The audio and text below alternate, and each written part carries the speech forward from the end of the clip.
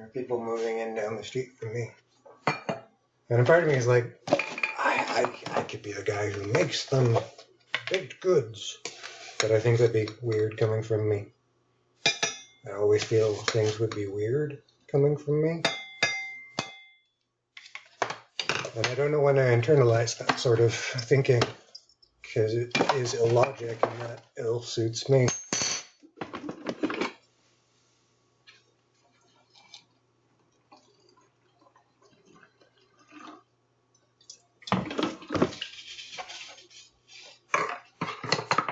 And yet that's how I've come to think about beer.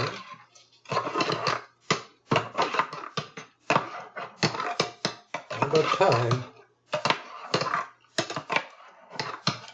I have a lot of people telling me my sins should fall on the back. They refuse to tell me what my sins are in the first place. As if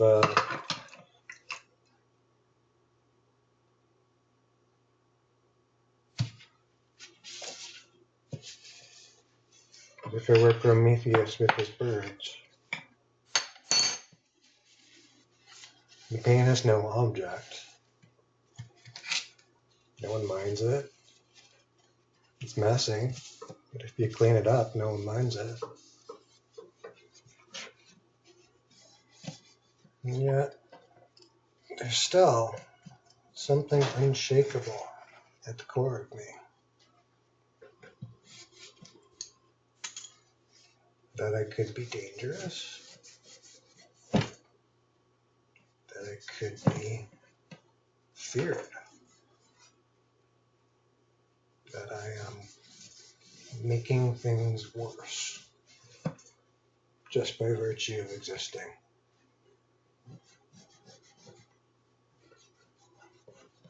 If that is the case,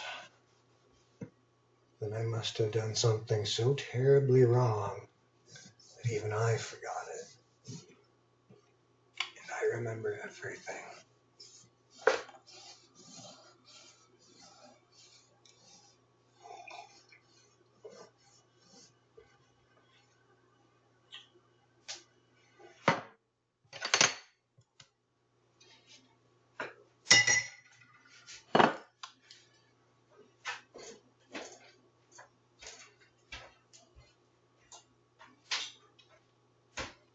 Here I go.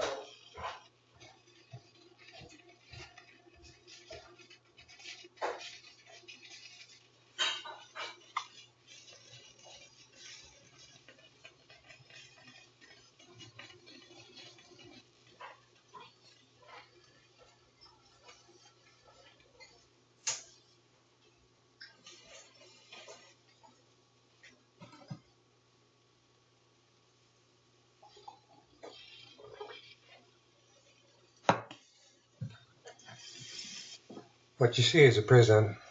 This is the theater which I bear out my every whim, my impulse.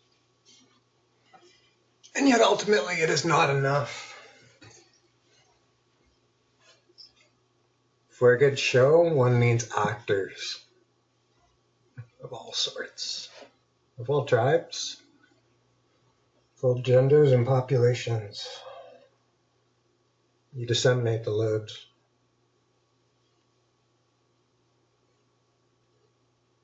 People who feel safe around you will fuck with you, and you will fuck right back. We'll fuck with each other. And then let go. Better people. Better lives.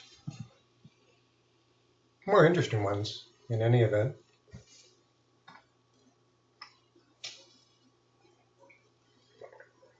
I named him Korako, because the shelter had him down as Rocket, for one.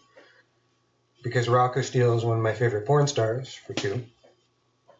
And because it reminded me of Coruscant from Star Wars, for three. He's also like a co-star, right? He's I don't know. Something to change your life by. Something to live with. someone. In retrospect, I'm embarrassed that I named my other friend Merkaba because I fear people will take it as sacrilege, but he only has one eye. And so I was thinking biblically of angels and eyes within eyes, and Merkaba is the chariot throne of God. It's like a non-geometric sort of dimension. It's something exalted, in other words, but also a message. He's a lovely person. He was a zoomer too, because so I wanted like the chariot going fast, right? Yeah. So I just call him Kaba if I need to take him to the vet or something, because you don't need to force people to pursue your sacrilege with you. It's okay. I see it as a polite re-suggestion of what has come before us, not so much as a diatribe. I guess other people don't see it that way, and I try to mitigate my need to be as much as possible when I need to be around them. It doesn't always play out so smoothly. I wonder who I offend.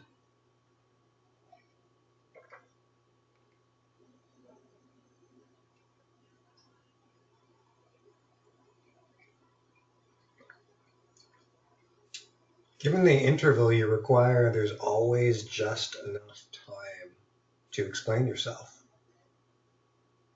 to make sense of what you look like from a distorted image. Often you know more than you do, and don't need to check mirrors or look behind glass walls. You are as you ever were, but something else has changed. We go through these strange situations a lot where we feel compelled to do one of two or even many irrational or counter-rational things. Why? Because we have nothing else to do. It is hard to occupy space, occupy time. Some people don't dream, and I find that very distressing, but some people have no theater on which to bear out these impulses psychologically or psychoactively. Sometimes they need it re-represented and re-explained to them many times. No instance getting it quite correct, but everything coming a little truthier in being a little on down the line.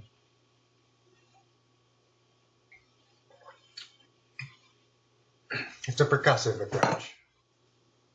And I have a man of many hands.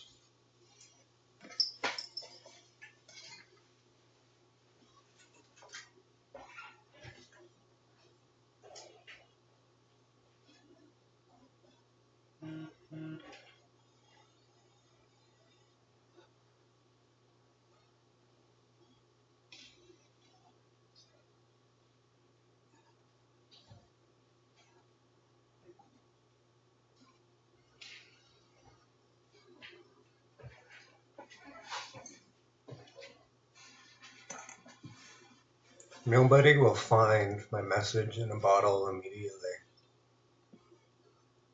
And that's why I'm able to create it. Why, yes, this is on YouTube on 2 separate accounts. That doesn't make it any less real.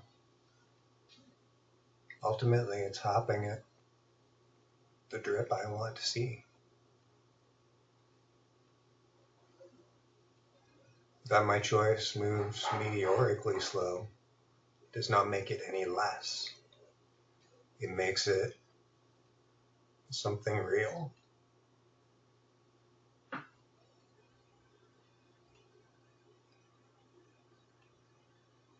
Something that wasn't this.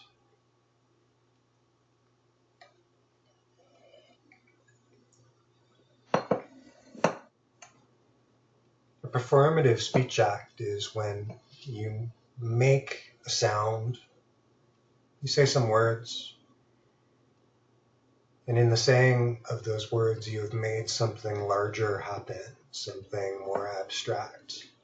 You have created a concept where there was none. You have planted the seeds of an idea, and that idea has come to fruition.